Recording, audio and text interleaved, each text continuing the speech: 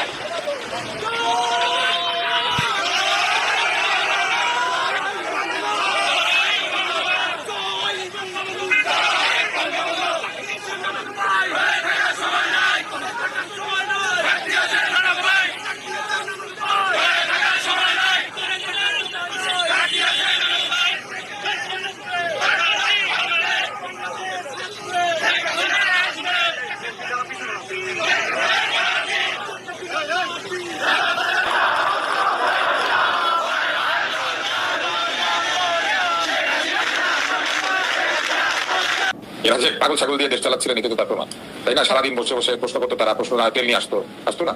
তেলের সাগরে ডুবে থাকতেন না তারা?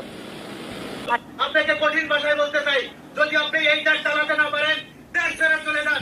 এই দেশ বঙ্গবন্ধুর, এই দেশ আওয়ামী লীগের, এই দেশ জননেত্রী শেখ হাসিনার।